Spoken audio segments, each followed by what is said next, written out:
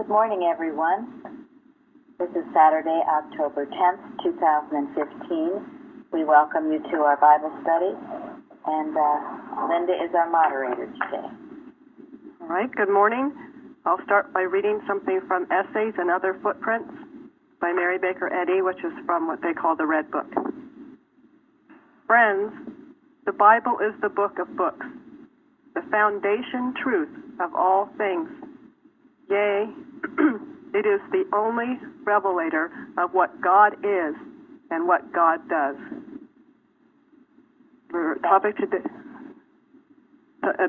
is like a flint. Our selected readings were from Acts 27 and 28. Our focus is Paul today. And I was looking at the first two questions and realized it might have been a little vague because some of the other questions we're going to be answering it more specifically about when they were in the ocean and on the island. But I kind of what basically I'm asking, it says, what are the events taking place in Acts 27 and 28? When do these events fall in Paul's missionary timeline? I didn't want to get too much into the sailing and the island because we can talk more specifically then. I just was actually more interested in knowing why Paul was here and what kind of led up to these events. Well, Paul had been all over the place preaching after he left Damascus and went back to Jerusalem. He went to Antioch, Lystra, Iconium, and he had all kinds of resistance in many places that he went. But this is the later part of what went on because God told him that he needed to go to Rome, that he had to have him go to Rome. In his ministry, it looks like it was 32 years, and this was 24 years into his ministry, so it was about 3/4 of the time that he had been out preaching. He'd been doing this for a long time. And here he was arrested, and didn't look too promising as to what the outcome would be. And still a lot of Jews were really upset. They wanted to arrange for him to be crucified the same way they had arranged for Jesus to be crucified. So I have a question. So he's before Festus takes him to Agrippa. Agrippa's the king. Now, I've been looking around and looking 26 and 25. Where is Agrippa? Is he in? He's not in Jerusalem, is he? I don't know, Tom, you're going to have to help us out with this one. I think he was in Caesarea. Caesarea? Or? Caesarea? I think he's somewhere in Israel, somewhere. And he was King Herod Agrippa, so he's one of the Herods. Okay. Yes, I've forgotten there were a bunch of Herods, you know. Right. Yeah. Yes, there were. The horrid Herods. That his great-grandfather was the one who had Jesus killed, and his grandfather beheaded John the Baptist. Oh, my. Oh. So there are a lot of Herods, and you didn't want to meet any of them. Right. What a legacy. Well, I had read he'd gone on 5 missionary journeys, and this was the 4th one. He had written 14 books of the Bible. He spent 5 years in prison. And here he was, up against it all again. And he appealed to Rome because he was a citizen of Rome. So, and he felt he would get a more just trial there.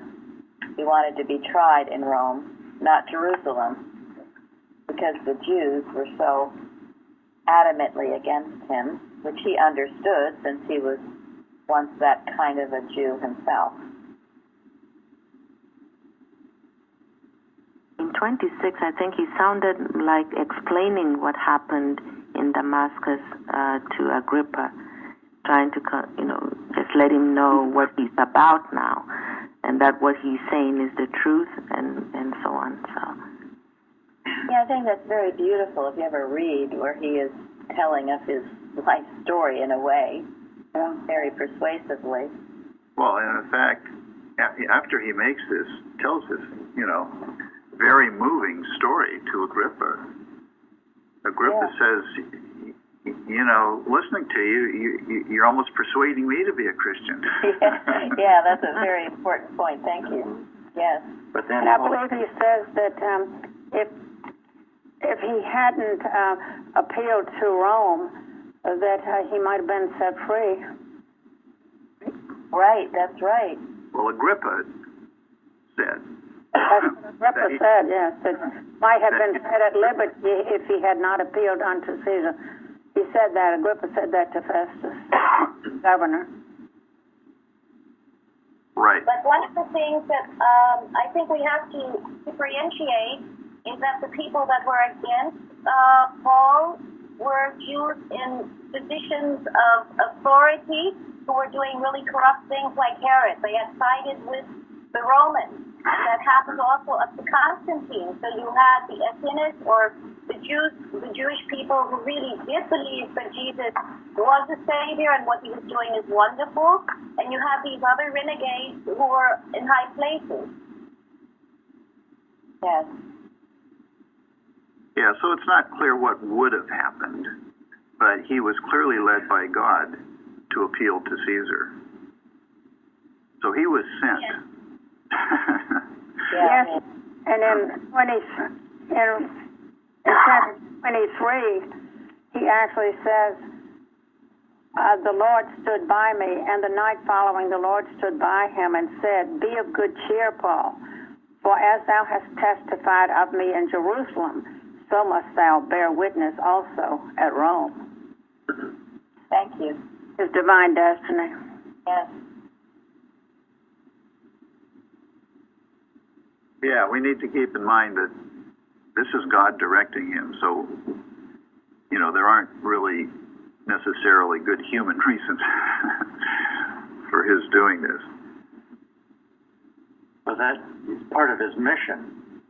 Even though he was like in bonds and shackles and under the fire of the intense hatred, he never lost sight of why he was here and what he was doing and who he was doing it for. Because I kind of like about this thing with Agrippa, where Agrippa says, you almost make me a Christian. And Paul says, that not thou only, but also all that hear me this day. So he had a very unselfish motive driving him to tell all this story, and he wanted to include everybody in this universal message of Christianity. Yeah, we have to ask ourselves, do we have that drive, that passion to give it out, to share it? And he didn't care about the opposition. Not at all. Nor did any of these prophets. Sometimes I know, or we hear complaints about, the opposition. Well, the heck with the opposition. Human mind will always oppose it. Yeah, this is a perfect, beautiful point. So where is Melita? Or where do people think it is? I heard it was Malta. I read Malta was actually Malta. And how long was he on Melita? 3 months, I think.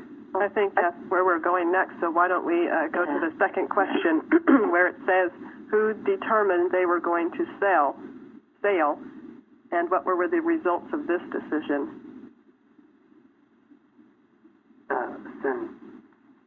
Centurion, Julian. Yeah, Paul warned against taking the trip. Yeah.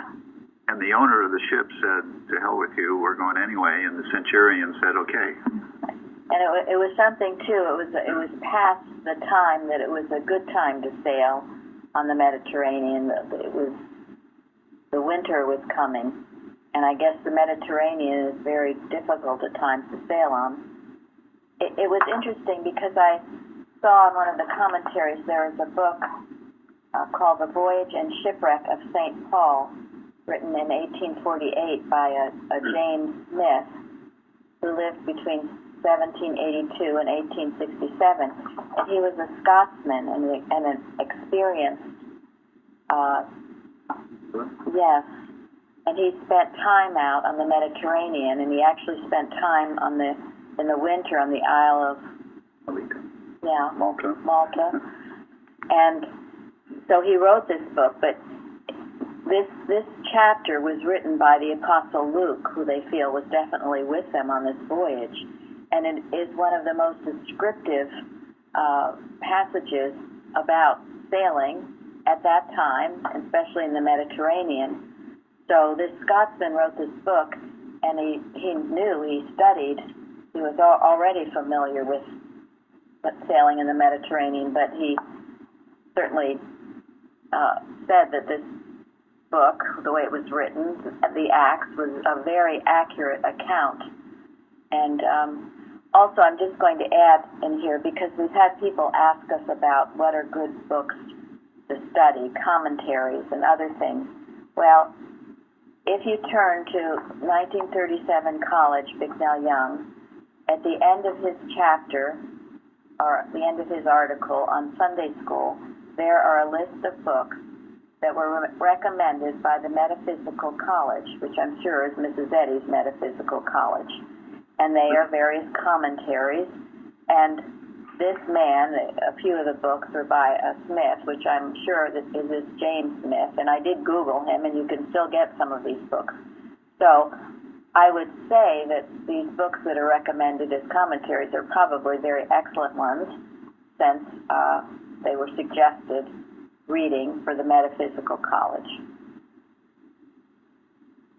Thank you. Welcome. Thank you.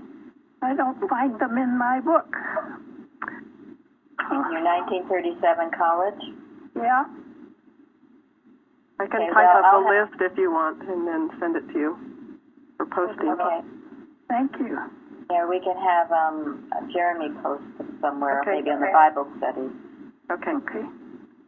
One of the things, going back to the sailing, I thought was interesting is that this was really like human reasoning that got involved. They weren't really in an ideal place. They preferred to be somewhere else. They went for so-called expert advice. And I thought it was a really good lesson, because it's very easy to go into the human intellect and human reasoning to try to solve our problems or make plans. Definitely. Paul was serene throughout the whole thing, however, because as Gary mentioned, he felt that he was sent. Perhaps the timing wasn't so great. Well, also, Paul was a prisoner on the ship. Right.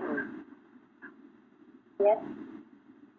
But it's interesting, if you kind of read closely, it sounds like some of the, like the captain of the ship, or some of the soldiers in the ship, or the guards, or whatever, had a tremendous amount of respect for Paul, and gave him some liberties that they might not have given just any other prisoner. Also, the centurion listened to him. Yes. Julius. Yeah, so here he was in a very difficult situation. He was in bonds, a prisoner. He was on a ship that was going to sail at a time of year when it was really stupid to do so. And yet, he was he was faithful. And he was having an influence on people around him. I mean, it reminds me a little bit about the story of Joseph when he was sold by his brothers. And he made the best of a bad situation. Had a tremendous influence on a lot of people. Yeah, that's a very important point to consider, your own testimony, because it can influence people, and not just this generation, but going down through future generations. What are you? What kind of an example are you? Because as that saying goes, you might be the only testimony of God anyone will ever read or see. So important. I was reading about Wesley, who was a great minister some time ago, and he was sailing from England, I think, to the New World, and he was in the ship was just going up and down and all around, and he was just terrified. And he said that there were these German Moravians, I think they were called, and they were just all so peaceful. They were sitting in a circle praying. And he said, how can you do this? We're just going all over the place. And they said, well, don't you have faith in God? Don't you believe in the teachings of Jesus? And of course, he did. He had studied it all. But when put right to it, he was terrified. So anyway, that example of those German Moravians stayed with him and changed his life significantly because he realized the need for faith and trust in God. And so our example should be, when we're put in a difficult situation, do we push the panic button? Or do we remain calm and are a symbol of God's presence and power? I think this is Plainfield Church. Well, thank Here we you. are. Well, it is what has made Plainfield Church what it is. And we need to remember what it is that made it what it is and never lose it. You're absolutely right. Yeah, it's really something to go through the stress of circumstances and come out the other end. A hardened warrior, better, more humble, closer to God. Well, that's the value of the whole experience anyway. That's the value of it.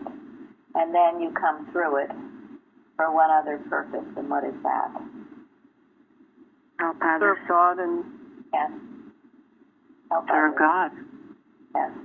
And helping others and sharing your testimony to encourage others. Right. I'm sorry to say this, but what I found interesting when I first joined Christian Science and went to church was how complacent the second and third generation Christian Scientists were. I think this is one of the points of Paul, is that he had been so brutal, and I think from my own circumstance, I think that's part of the drive, is to repent and truly repent and make amends. And while I don't always do it right, my past, because I was a farmer and my killing was of animals, and I truly feel really bad about that now. And, so I just feel I have a long way to go to make up for all that I've done in the past. But at least you know it. A Right, lot of second and third generation so-called Christian scientists don't know what they don't know. And that is why we don't respect that in itself. It's a danger, isn't it? I mean, a lot of people go to Sunday school, starting at the age of 4 or 5, and they hear this, they feel the truth, and they live, but many of them live a somewhat protected life, and they get to adulthood, and they haven't proven it for themselves. And they think that just because they went through Sunday school and went through class instruction that they know it all. And it's a terribly dangerous position for anybody to be in, because they don't know a darn thing if they haven't proven it for themselves. Which is why we have to let our children go and prove it for themselves. I also think this is really true, because so often we believe that there's a Christian Science monarchy or royalism of the second and third generation, and we have to actually unlearn it. It's like unlearning a language that we didn't learn properly. You're right. That's right. Thank you. And sometimes it can be harder. To unlearn It's it. really hard. Yeah. No, that's absolutely true. A monarchy. I like that. They think they know what it is. And I never know. I never know whether I should be envious of those who went through Sunday school or glad that I didn't, because my Sunday school, the little I went to, terrorized me, and that was one reason I really didn't believe in God. But I'm grateful to say that the God I didn't believe in started with a small g, not a large g. And what I'm very grateful is that you people can recognize that, because like in my society, nobody ever could recognize what I was trying to say to them. Well, I have just one word of caution: don't envy anything or anybody. Never envy anyone.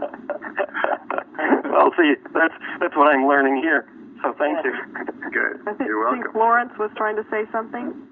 I was just trying to say that Paul's example of this assurance of God's care is such an example for all of us, and it really shows our growth. We can test ourselves by how we do, because our last watch, the last part speaks to it.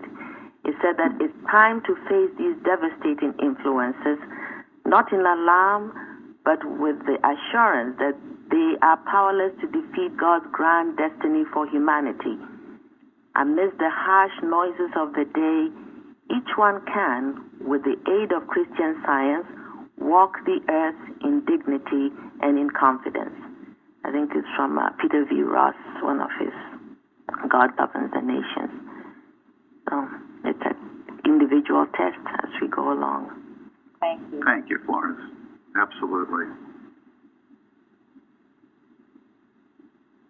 Does anyone else have something they want to add before we go on? Just that Paul, the idea of being sent keeps coming back to me. This is something that Parthens raised quite a long time ago. And it has to do with, what motivates each one of us. If I am going through the day feeling clearly that God is directing what I'm doing, I have to have that confidence. I have to have that faith. And it's really difficult for anything to shake me. But if I don't feel like I am being sent by God to do what it is that I'm doing today, then I don't have that closeness, and it's easy to be upset when things don't go right. We each have a mission, and it's really important to fulfill that mission and to remember, to recognize what that mission is, because that is what gives the confidence and the assurance when times get tough. Mrs. Evans felt very strongly a mission. It was Mary Baker Eddy's pure Christian Science. She was able to heal, and then when the directors came at her, it was upsetting. It was terribly upsetting. But she didn't give into it. She plowed on. And there was a group of people that felt the same way. And we plowed on through a lawsuit, through all kinds of nonsense. And it's what Mary Baker Eddy did, it's what Jesus did, it's what Paul did, and it's what each one of us can and has to do. And in doing so, you're fighting a battle, but ultimately you find out the nothingness of whatever it was that was trying to rise up and defeat you. And that is handling the error, not running from it or sitting in your chair and stating truth. It is meeting it and defeating it and proving it's nothing. I acknowledge your claims, but I denounce your power, as Mrs. Eddy says. And that is what gives an incredible sense of peace. And if you don't do that and you're always skirting the issues, you are going to constantly be hounded with fear and insecurity until you meet whatever it is that you're afraid of.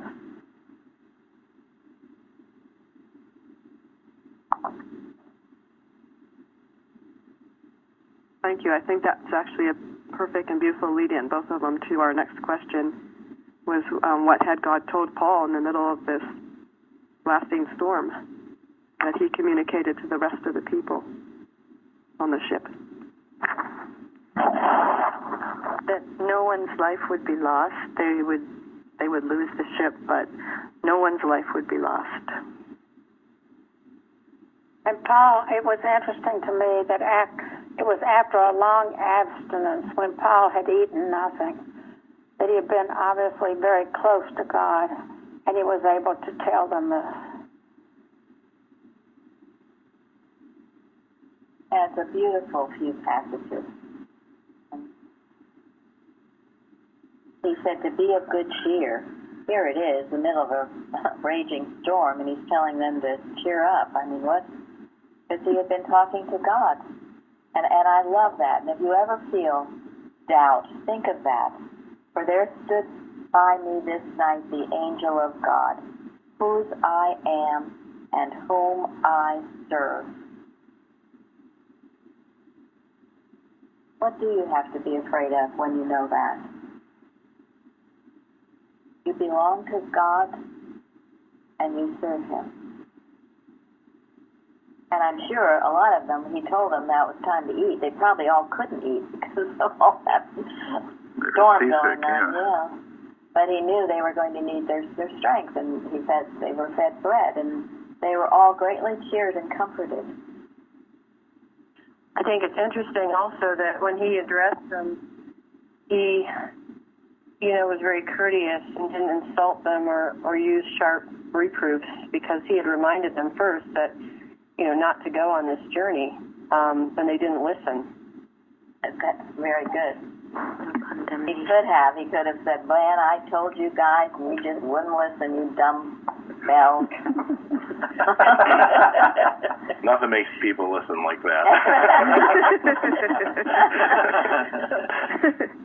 Well, I'm sure it was tempting. One great thing to me about him saying be of good cheer is he actually was on the boat with them. He wasn't, sometimes people tell you to be happy That's a good point. Your situation. Very good point. I know. That's great. That is so good, yes. That wouldn't come across so well in that. Yeah. Yeah. How true. Now, I ask you, what do you think would have happened to that ship and the people on it if Paul was not on the ship? They would have all died. Yeah. Yeah, I mean, it's kind of a hypothetical question, but it's really inspiring to see the influence that one person can have when that person is in the right mind. Thank you. Yes. One wise man named a city, and that is why recently when someone was asked about what to do in a violent situation where he said he would do something, he would attack whoever was coming at him. Well, we have to have that feeling of not letting the wrong rule the right. That was this person's point. You don't let the wrong rule the right. And once you take that position, it will heal the situation. And this isn't foolhardy. I mean, if you've got to feel sent and directed by God, which he was in that right mind that could conquer the error. So we must have this feeling. You don't just go along and be paralyzed and let everyone tell you, oh no, don't give up. It's in that Dixon letter. There's something in that Dixon letter that talks about the weak, pasty people, and the ones that for men not to feel like they want to fight, like they want to just give in. So, Bruce, tell us what you were telling me about Winston Churchill. Yes, I did. They were advertising a book that was being written by Winston Churchill's great-grandson, who told the story of him and said that he was very much a God-fearing man, something that's not been said very well in other historical statements about him. But he also said that in England, when they were under the siege of the Nazi army, literally everyone else was ready to surrender. But Winston Churchill, he was the one who said no. Like in the same spirit, you know, give me liberty or give me death. Yes, never, never, never give in. He gave that stirring speech that French already had given up. He was the one that stood, and that I've told you that what is it, Mary Astor or whoever she was, who Lady Astor. Lady Astor, yes, who was a so-called Christian Scientist who would have given in, who was siding with all the wrong people, who thought Winston Churchill was wrong. Was wrong, yes. She wanted to negotiate with Hitler. With the devil, whom he represented at that point in time. But it was Winston Churchill, and that standing helped turn the tide and got America in the war. And of course, as my daughter-in-law tells me frequently, the Russians had a great deal to do with it too. But they fought back. They fought back. They didn't let the wrong rule the right. Nor must we, in small instances or in large. This is the fighting spirit, and there's nothing wrong with that. And that's what Gary's testimony was about too. Not wanting to face confrontation. We have to. Err is a bully. That also is the history of this nation. Do not let the wrong rule the right. That's why we're here. True. That's principle. Yes, it is. When you stand with principle, principle stands with you. And that's why the Bible is the chart of life. Because these people were sent by God. They went through all kinds of battles. In each case, the battle was the Lord's. And principle won the battle. As Florence so eloquently said on the forum. Yes. It's interesting to note the similarities and the differences between the experiences of Jonah and Paul. So they were both on had this awful ship experience, but one of them was shrinking from their duty to God, and the other was going forward in their duty to God. Mm-hmm. And during that horrible storm, the way they responded to it was so different. Paul is cheering and comforting the men, and Jonah's asleep underneath the deck while everything's going to ruin above him. And of course, we know Jonah suffers greatly as a result of this until he's finally awakened to his purpose and humbly willing to serve God. Whereas Paul saves both himself and all the men on board. And the men in both instances on both of those ships, on Jonah's ships and Paul's ship, were all heathens. And Paul was able to prove to them through his actions who the real God was and what that real God was all about. I thought that was interesting. Thank you very much. It's a good. And Jonah did not, because Jonah was in the wrong mind. Yeah, wrong mind, doing the wrong thing. Running from God, running from his mission.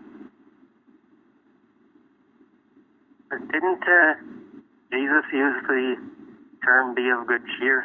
Because that would be interesting, because Paul wasn't with Jesus when that happened. Yes, Jesus did use that. Mm-hmm. But isn't it the same as rejoice in tribulation? I mean, it really proves, do I know that God is here? Do I know that He's caring for me? In our own experiences, I mean, that was very difficult for me before, but a whole lot better now. didn't even understand why I should be cheerful when I'm suffering. But it really does prove, yes, am I really seeing God? Am I really knowing now that He is here? You're right. So right, Florence. That's what it means to trust, not doubt. You know, what Bruce said is true about Winston Churchill, because I've read a lot about him, and I've wondered, I mean, he did seem like such a God-fearing man, but it never, ever is mentioned. Not in the history books, anyway. No, and a lot of the things that I heard and read, they were all very complimentary about him, but not that he was God-fearing. I knew he had to have been, or he couldn't have accomplished those things. But they're trying to wipe those things out of the history books. So beware. You know, there was a movie, and I never can remember the name of it. It was produced by that Angelina Jolie, about someone who overcame tremendous... Unbroken, yes. Now, I didn't see it, but my cousin saw it, and there was not one mention about God in the movie. And he was deeply religious, and there's a book by him, and that tells of it, and also a documentary which tells of his deep religious faith and belief in God. So you all be aware of this. They're trying to wipe it out as if these things, which people would call miraculous things, or changes, or people who have been able to forgive and all of this stuff, that there's no God to it. You know, anybody can do it. That is very wicked. Well, they give an example. Another example is, how many of you think, what do you think of Vincent van Gogh? Probably, you know, some crazy guy who committed suicide, you know? But he started out as a minister, preaching to poor miners in Belgium. But anyway, these other things that were described, they send a message that's a very wrong message. And it says that if you are willful enough, you can accomplish it. That's the message that they send. Now, that's a very bad message, because it's godless. Self-will. Yep. Yeah. It has nothing to do with self-will. Nothing at all. It has to do with the will of God. Right. And you know, my understanding is too, and it is true, because I've read the biographies of Washington that do not mention that he was a God-fearing man. They take all of that out.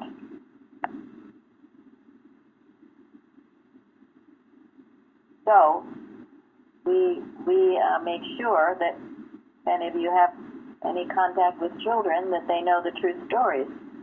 That all our history is based on God and Christianity. And it will not be wiped out off the face of this earth. It will not be, not as long as you all are here. Not happening. I saw a bumper sticker that says, people call things miracles, but all things are possible with God.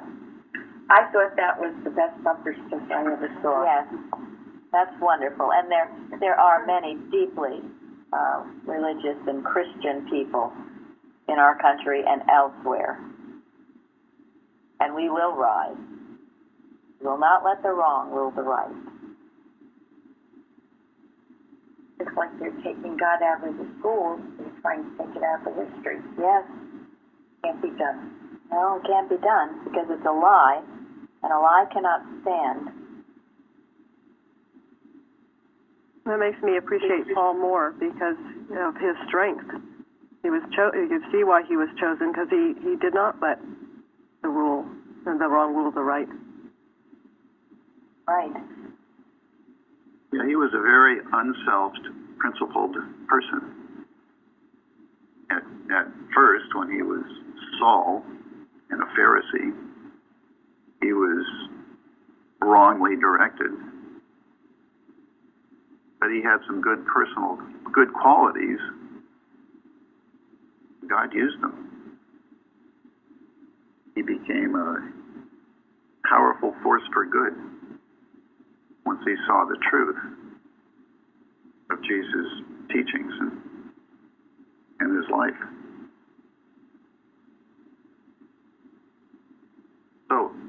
shows it can be done.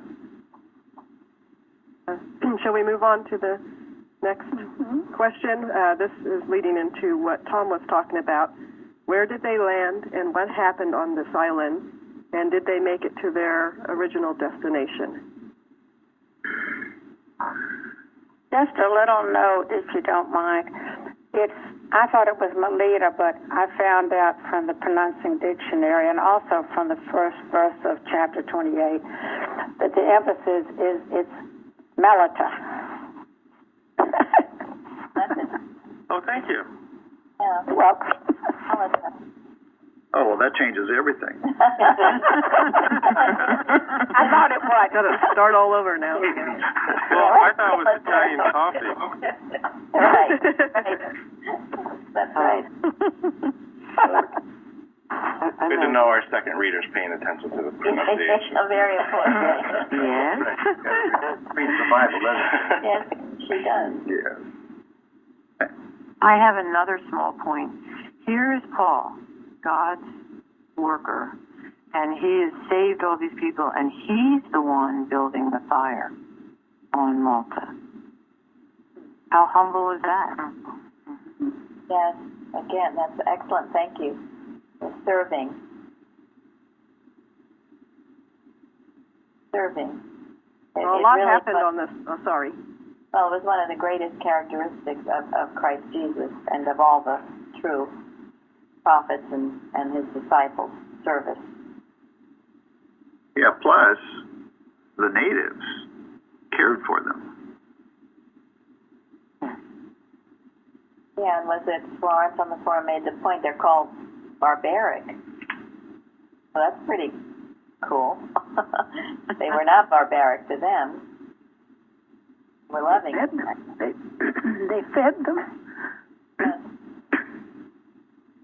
And What probably did Paul gave do for them them? clothes. I'm sorry. That's all right. Go ahead, Jean. I said the islanders fed them and clothed them and treated them very well. Yes. And that's why, too, maybe we should question that term, barbaric. God create anyone barbaric? Maybe if we're seeing them barbaric, we will have that barbaric treatment. Still false beliefs about, people. Yeah. And really, if we believe that way, we're really claiming it for ourselves too. One man, one God, one man everywhere. So it's not something we can show the barbarity was not in them, it was in the wrong people's judgment. That's where it really was. Yeah. Mm-hmm. I think the Romans, anyone who didn't fall in line with Roman thinking, were barbarians. Yeah, and that's true today too. If we think if people don't think the way we do, they're barbaric. Look at what they did in the Colosseum. The Romans. Oh yeah, right, right. Good point. Yeah, it's easy to see in others what we are ourselves if we're not careful. We thought reality shows was a new thing.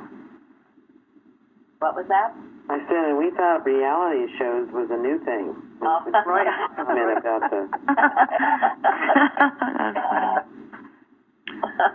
Well, another thing that happened was that Paul was bitten by a viper while they were there, and he shook it off. And although it's not in the lesson this week, the people who saw that kind of wondered whether this was a sign that, Paul was a bad person and therefore he was bit by this poisonous snake, and they were waiting for Paul to die as a result of the snake bite. And nothing. And he didn't even swell up. And then they thought he was a god. Exactly. What were you going to say, Jim? I just was going to read that part, but after they looked a great while and saw no harm come to him, they changed their minds and said he was a god.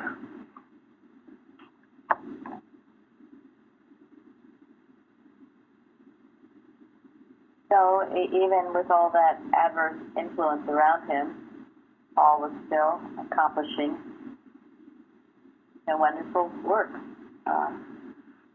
by adverse, I mean doubting or, not perhaps even knowing God or believing in the power of God, but he was still able to not suffer the effects of a viper. This is beautiful. So through it all, he's demonstrating God's allness as an example to all these people. Yeah. And then he began to heal sickness. He handled the leader's father, Publius' father, who was sick of a fever and bloody flux, and Paul entered in and prayed and healed him. And then he began to heal diseases across the island. Thank you. Wonderful. And for this, he gets, persecuted and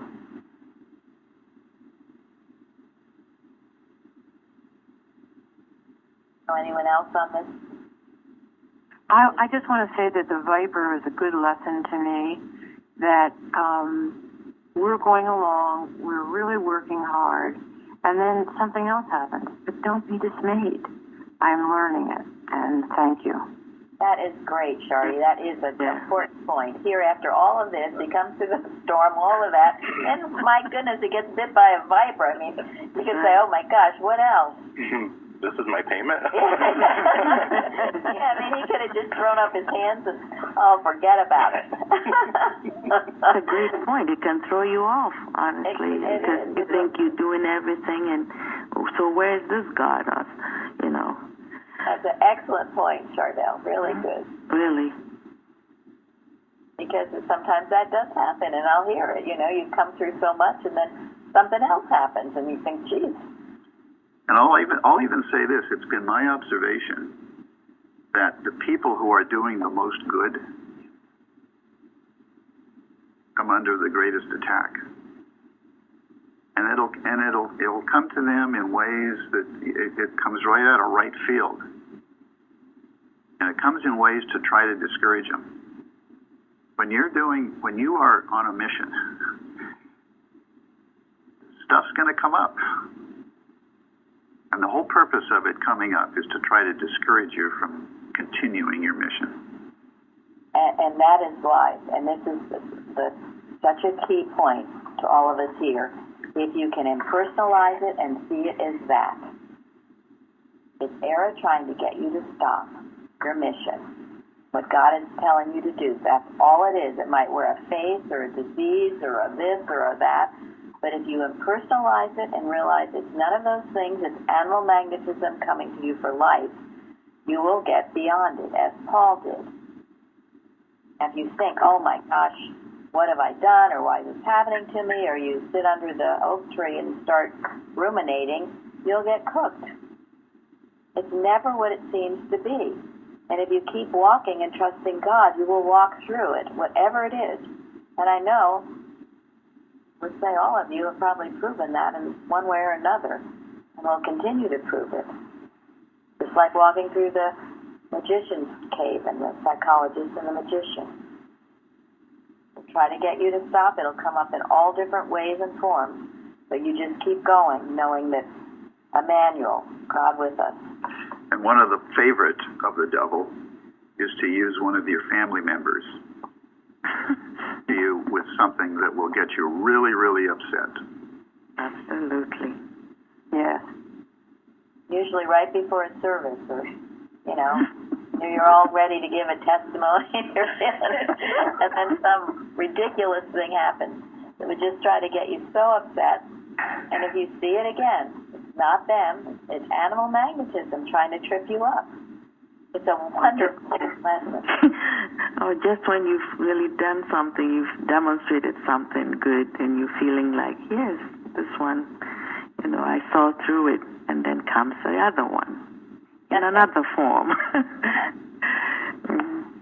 So do you have any advice on how best to handle that situation? Just what we said. Just what we said.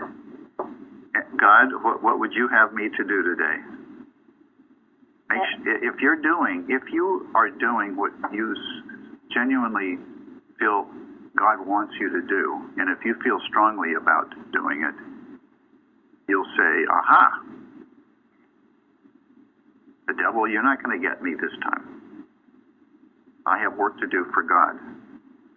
And don't be impressed by it, and don't become engaged in it. Disengage.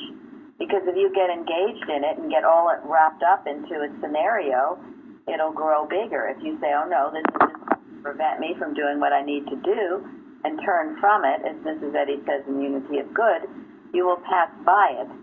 And after you've accomplished whatever it is you need to do for God, your mission, whatever it is, you will find the problem is gone. It's an illusion. It always is. And this is what's so wonderful about our science and so wonderful about this work for church, because it becomes more and more obvious to you, and you begin to see it more clearly and handle it more quickly and decisively. No matter what form it takes. No matter what form it takes. Go ahead. Mrs. Eddy says in watching prayers and arguments, this is not my pain or error. It's an attack on my Christ. And that just shows us, uncovers what it really is. And try to remember that each trial makes us stronger. Yes. It doesn't make you weaker. I yes. can't do it. But just that you have to remind yourself. That's right. I don't want you to remember it. That's right, and that's a good point too. You get stronger, because otherwise error just defeats you. I mean, in any of these points, if Paul had given up, he would have been defeated in a lump of mush. But of course he didn't, and so must we never. You're stronger than before the fall. Come out the victor, always the victor, never the vanquished. I know for me, knowing that it's coming, being taught here that it is going to be coming your way, then you just see it and you're like, okay, But I know on Wednesdays a lot of things ends up happening and just, okay, it's just a Wednesday thing. Whatever, just keep going.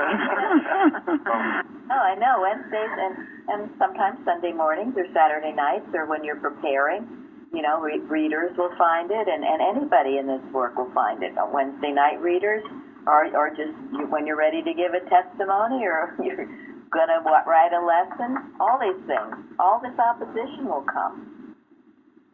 I mean, sometimes you can almost laugh at it. It'll first maybe come mentally, you don't want to do it, and if you defeat that, then it will become maybe some physical thing. But there again, do not be impressed with it. Animal magnetism wearing a face. You won't be deceived by it. Mrs. A talks about this. She says our work is not humdrum. It is repeating and defeating, repeating and defeating. This is the precept upon precept. Well, thank you so much for repeating. And now I think this goes back to what I said about second and third generation, because when I would bring up a question like this in the other settings, there was absolutely no explanation. So now I'm wondering if they just didn't have that because they weren't really, opposing error enough to be a worry to error to come after them.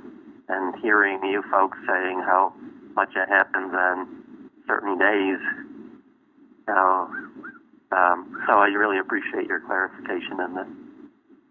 When shortly after we were excommunicated from the board and going through our law case,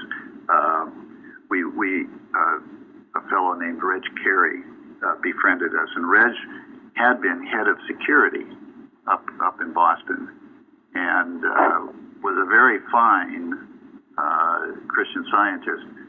And he knew all the directors very well because he was in charge of security up there, and he had been warning them about some of the things they were doing. And when we first met Reg, and we were talking about our situation, one of the things that he said that helped me a great deal was, in talking about the directors in Boston, he said, they don't know the science. They just don't know it. And they're the directors of that church. So it was very helpful to us to see that it was people in positions that didn't have a clue what Christian Science really was. And that was the problem. And you know, at that time I used to wonder about that. I thought, gosh, how could they not know the science after all these years being in science? But finally I realized I didn't know the science either. And then I got it. And oh yeah, I don't know the science. I mean, I thought I did. I read it. I tried to be a good person, but I didn't know the science. So now I understand what he was saying. And that's true of all these little ladies in some of these little churches. I mean, they don't know the science, and that's why they can't explain anything. Until you go through stuff, you don't know the science. Nor do I think would footsteps or precepts or any of those books be very valuable to anybody. They'd just be words. Once you're living it, you say, wow, this is great. I really love it. I'm really being helped by it because you're living it and you need it. As well, of course, as Science and Health opens up, and the Bible as it is this morning. Thank you.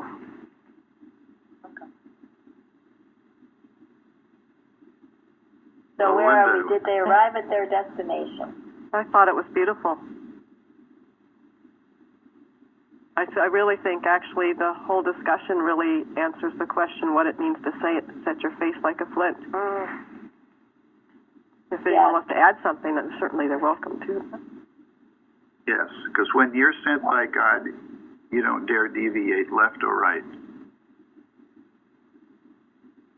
Yeah, Can I read something? I'm sorry. Go ahead. I found this. My face like a flint, like the prophets, the servant will endure with great determination. Yes.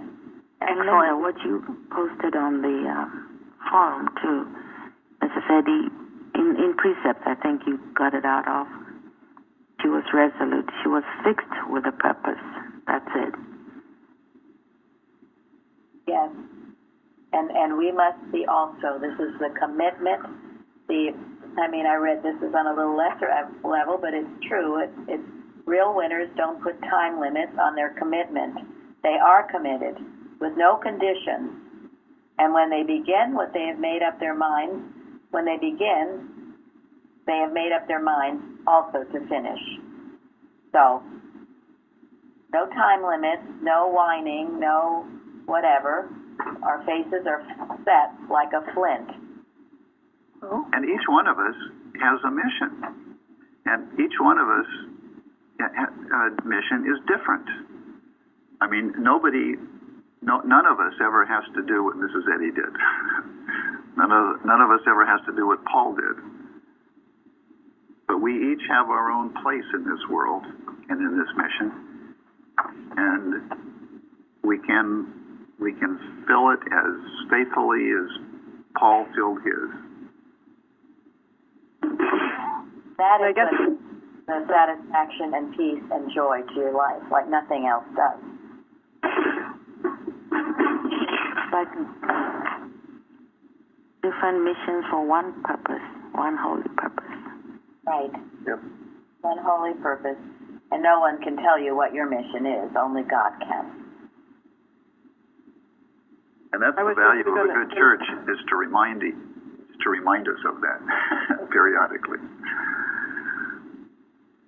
I was just going to add that Paul did make it to his destination. That's the last citation, Acts 28:30, where he dwelt 2 whole years in a hired house. He rented a house. But it took 3 months and another trip. I know. I felt so happy for him. Finally, he had a place and was able to teach and preach the gospel. He did have a guard with him, but no one forbade him after all he'd been through. Well, thank you, everybody, for this beautiful Bible study. Thank you. Thank you, Linda. Thank you all.